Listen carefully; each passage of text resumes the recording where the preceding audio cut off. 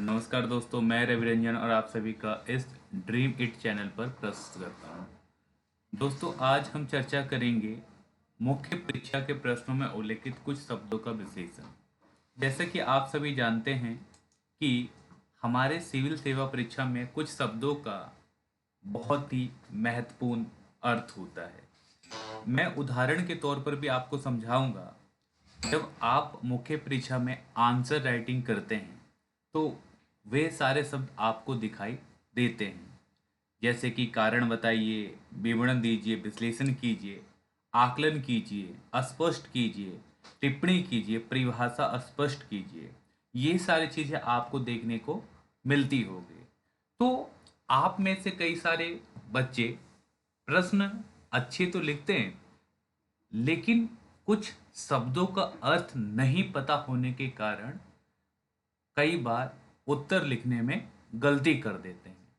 तो उन गलतियों को आप कैसे सुधार सकते हैं, है ना? मैं सबसे पहले आपको सिविल सेवा परीक्षा का जो मुख्य प्रश्न है उनको दिखाता हूं और फिर समझाने का प्रयास करूंगा कि आप अपने गलतियों को कैसे सुधार कर सकते हैं। तो ध्यान से देखिएगा। मैंने ऑलरेडी इसमें जो है रेड मार्क किया हुआ है, तो उसको देखिएगा और मैं उन सभी शब्दों का अर्थ बताऊंगा जो कि आपके लिए बहुत महत्वपूर्ण है। जैसे कि पहला प्रश्न दिया हुआ है कि भक्ति साहित्यिक प्रकृति का मूल्यांकन करते हुए भारतीय संस्कृति में इसके योगदान का निर्धारण कीजिए। अब ये वर्ड आपके सामने क्या है? निर्धारण कीजिए, है ना? मैं सारे वर्डों को पहले बताऊंगा, फिर एक एक करके इन सभी का मैं अर्थ बताऊंगा। आप लोग क्या करते हैं कि कुछ भी लिखा हुआ हो सभी का आप एक ही आंसर देते हैं, जो कि गलत होता है। ठीक है? तो पहले मैं आपको बताऊंगा, फिर उसके बाद एक एक करके शब्दों का अर्थ में बताऊंगा कि आपको कहाँ पे क्या लिखने की आवश्यकता है, जरूरत है। ठीक है? सेकंड प्रश्न देखिएगा। यहाँ पे निर्धारण जो वर्ड है बहुत ही इंपॉर्टेंट है। सेकंड प्रश्न, यंग बंगाल एवं ब्रह्मो समाज के विशेष संदर्भ में सामाजिक धार्मिक सुधार आंदोलनों के उत्थान तथा विकास को रेखांकित कीजिए। है ना? ये शब्द भी आपके लिए बहुत इंपॉर्टेंट है। ठीक है? कुछ शब्दों को आपको अर्थ मालूम होना चाहिए, है ना? इन्हीं अर्थ से उत्तर चेंज हो जाता है। ठीक है? आगे चलिए। तीसरा प्रश्न आपके स्क्रीन पर दिखाई दे रहा होगा कि भारतीय रियासतों के एकीकरण की प्रक्रिया में मुख्य प्रशासनिक मुद्दों एवं सामाजिक संस्कृति का समस्याओं का आकलन कीजिए। है ना? आकलन करना है, तो आकलन पे भी आपको फोकस रखना है, आकलन करना है इस शब्द में, क्योंकि शब्द आपके लिए बहुत मायने रखते हैं। अगला प्रश्न चौथा, हिमालय क्षेत्र तथा पश्चिमी घाटों में भूस्खलनों के विभिन्न कारणों का अंतर स्पष्ट करें। तो आपको इसमें जाहिर सी पता चल रही है कि हिमालय क्षेत्र और पश्चिमी घाट में जो भूस्खलन आ रहे हैं उसमें आपको दोनों के बीच में अंतर स्पष्ट करना है। ठीक है? पांचवा प्रश्न, गोंडवाना लैंड के देशों में से एक होने के बावजूद भारत के खनन उद्योग अपने सकल घरेलू उत्पाद यानी कि जीडीपी में बहुत कम प्रतिशत का योगदान देते हैं। विवेचना कीजिए, है ना? तो विवेचना कीजिए। अभी ये विवेचना शब्द आ गया है, तो इस शब्द को भी मैं आपके सामने बताऊंगा। तो विवेचना, है ना? तो इसमें विवेचना आ गया, तो ये सारी चीजें आपके लिए बहुत ही महत्वपूर्ण है। विवेचना का अर्थ वैसे तो डिस्कस होता है, तो डिस्कस में आप क्या क्या लिखेंगे? अगर मैं इसको एग्जाम्पल के तौर पे आपको बताऊं कि आपसे पूछ रहा है कि विवेचना कीजिए, तो विवेचना में आप क्या लिखेंगे? तो विवेचना में सबसे पहले आपको क्या है कि चर्चा करना है और व्याख्या करना है, यानी कि प्रश्न में उल्लेखित कथन से संबंधित, यानी कि गोंडवाना लैंड के देशों में से एक बावजूद भारत के खनन उद्योग अपने सकल घरेलू उत्पाद यानी कि जीडीपी में बहुत कम प्रतिशत का योगदान देता है। यानी कि जो प्रश्न दिए हुए हैं उससे संबंधित जो प्रचलित विचार है या दृष्टिकोण है उसका विश्लेषण करते हुए इसका जो है आलोचनात्मक निष्कर्ष निकालना है। आपको इसकी आलोचना भी करनी पड़ेगी कि कम क्यों है, कम होने का कारण क्या है। मैं वैसे तो सबका बताऊंगा, लेकिन बीच बीच में एक एक करके मैं आपको बताता रहूंगा। ठीक है। शहरी भूमि उपयोग के लिए जल निकायों में भूमि उद्धार के पर्यावरणीय प्रभाव क्या है, इसमें आपको उदाहरण के सहित बताना, एग्जाम्पल। ठीक है। अगला प्रश्न नंबर 7, 2021 में घटित ज्वालामुखी विस्फोट की वैश्विक घटनाओं का उल्लेख करते हुए क्षेत्रीय पर्यावरण पर उनके द्वारा पड़े प्रभाव को बताइए। है ना, प्रभाव इसमें है, इम्पैक्ट आपको बताना है इसमें क्या इम्पैक्ट पड़ा है, तो इसको भी आपको ध्यान में देना है। चलिए मैं एक एक करके आपके सारे शब्दों का अर्थ बताने का प्रयास करता हूं। आई होप कि ये वीडियो आपको पसंद आएगा। ठीक है, तो चलिए मैं एक एक करके सारे शब्द बताता हूं। सबसे पहले हमने बताया आपको कारण बताइए। आप प्रश्न में देखेंगे कारण बताइए। अभी मैंने आपको इतने सारे यानी कि 6 से 7 प्रश्न आपको दिखाया उदाहरण के तौर पे कि कहाँ पे ये शब्द आपको देखने को मिलेगा। इन शब्दों का बहुत ही ज्यादा महत्वपूर्ण भूमिका रहती है उत्तर लिखने में। जब तक आपका इसका अर्थ नहीं मालूम रहेगा तब तक आप उत्तर आपका जो है सही नहीं हो पाएगा। जहां पे कारण बताइए लिखा रहता है तो यहाँ पे प्रश्न से संबंधित तथ्यों का संक्षिप्त विवरण देते हुए कारण बताना है। तथ्य क्या है, फैक्ट क्या है, और फिर उसका आप डिटेल में बताएंगे और फिर उसके बाद कारण देना है ना। कारणों का विश्लेषण, पहले आपको कारण बताना है और फिर उसके बाद विस्तार रूप से उसको टिप्पणी करनी होती है। ठीक है। विवरण, विवरण का अर्थ आप सभी को अच्छे से पता है। सेकंड आपका विवरण है। विवरण यानी कि किसी चीज की विस्तृत जानकारी, पूरी जानकारी आपको उस प्रश्न में आपको लिखना पड़ेगा। तो ध्यान रखिएगा, पूरा अच्छे तरीके से प्रश्न को पूरा डिटेल में आप उसको लिखिएगा। तीसरा है आपका विश्लेषण कीजिए। ये आपको अभी भी दिखाई दिया होगा। ठीक है, अलग करना है प्रॉपर, कुछ इंपॉर्टेंट बातों को यहाँ पे आपको मेंशन करना है और उसको अंडरलाइन आपको करना पड़ेगा। ठीक है। और कई सारे प्रश्नों में आप देखते हैं कि आकलन कीजिए या मूल्यांकन कीजिए। ठीक है, उसमें आपको क्या करना है उस स्थिति में, तो प्रश्न में उल्लेखित अभिलक्षण या विशेषता, प्रश्न में आपको अभिलक्षण या कुछ विशेषता आपको दिखाई देगा, यानी कि उनके सबल एवं दुर्लभ, यानी कि जो आपका स्ट्रेंथ है, इंपॉर्टेंट है ना, स्ट्रेंथ और वीकनेस पॉइंट का विश्लेषण करना है। जहां पे आकलन लिखा हो, मूल्यांकन लिखा हो, वहां पे आपको स्ट्रेंथ और वीकनेस का आपको वहां पे विश्लेषण करने की जरूरत है। ठीक है, तभी आपका उत्तर सही हो पाएगा, अन्यथा आपका आंसर गलत हो जाएगा। इन शब्दों का बहुत ही महत्वपूर्ण भूमिका होती है। अब आपने अभी देखा था, मैंने बताया था कि अस्पष्ट कीजिए। ठीक है, अस्पष्ट मतलब कि प्रत्यक्ष या निर्णय क्या हुआ, जो आपका डिसीजन ले लिया गया है, उन सारी बातों को आप यहां पे मेंशन करेंगे। अगला टिप्पणी कीजिए। इसमें आपको समीक्षा लिखनी है, महत्वपूर्ण बातों को उसमें जो है ऐड कर देना है, लिख देना है, जोड़ देना है। अगला है डिफाइन। आपको इसमें परिभाषा अच्छे तरीके से लिखना है, स्पष्ट करना है ना। परिभाषा को आप थिंकर अगर हैं तो उस थिंकर को भी उसमें आपको भूमिका के रूप में लिखनी है। बात हम आगे करें तो सुनिश्चित कीजिए, निर्धारण कीजिए। इसमें आपको सारी चीजें जो है आपको एक एक करके चीजों को बताने की आवश्यकता है, और जो निर्धारण किया गया है उस पहलू के लिए बनाए गए उन सारे प्रश्नों के आंसर में जो है आपको ये सारी चीजें ऐड करना होगा। ठीक है। अगला है आपको वर्णन कीजिए या विवरण दीजिए या समझाइए। ये 3 शब्द दिए होते हैं, वर्णन कीजिए, विवरण दीजिए या समझाइए, यानी कि प्रश्न से संबंधित सभी पहलुओं का वर्णन करना है। सभी जो पहलू हैं उनका आपको यहाँ पे वर्णन करना है। अगला डिस्कशन है ना, यानी कि इसमें आपका रहेगा विवेचना, चर्चा, व्याख्या कीजिए।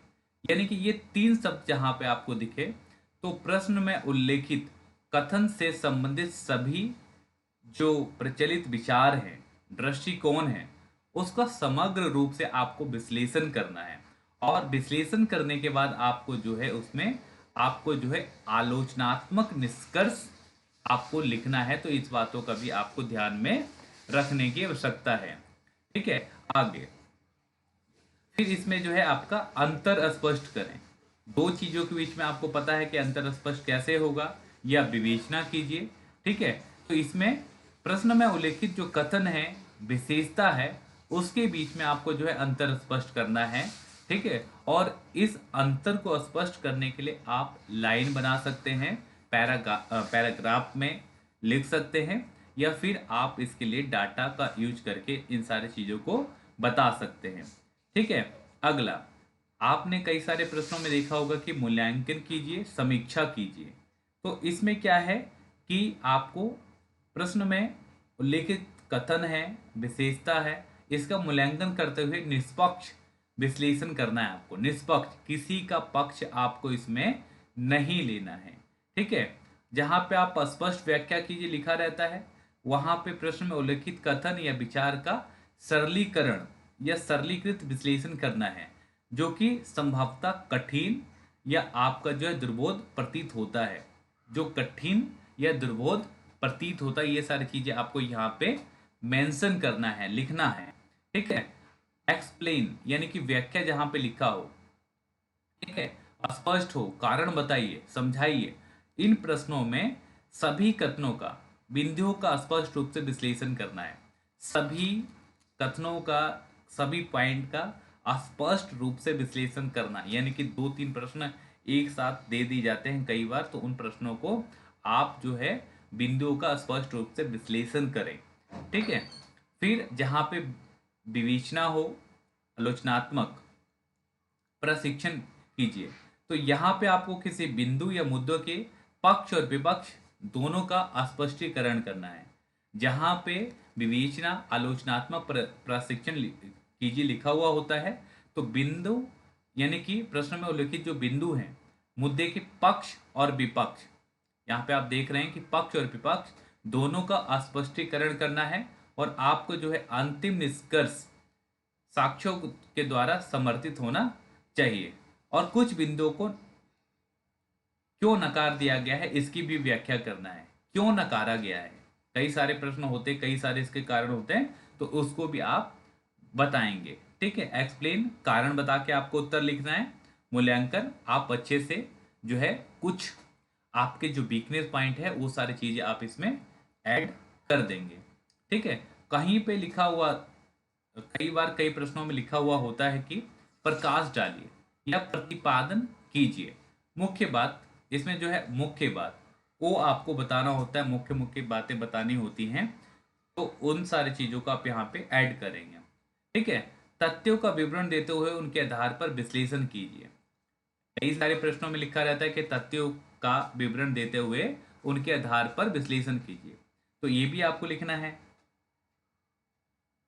फिर यहाँ पे तथ्य जो फैक्ट्स हैं उनको आगाज करना, इनपुट्स होते हुए उनके आप किस प्रकार प्रयोग करते हैं। जो फैक्ट्स है आप उसका किस प्रकार प्रयोग करते हैं, और आपके प्रिफिक्सेशन पर निर्भर करता है।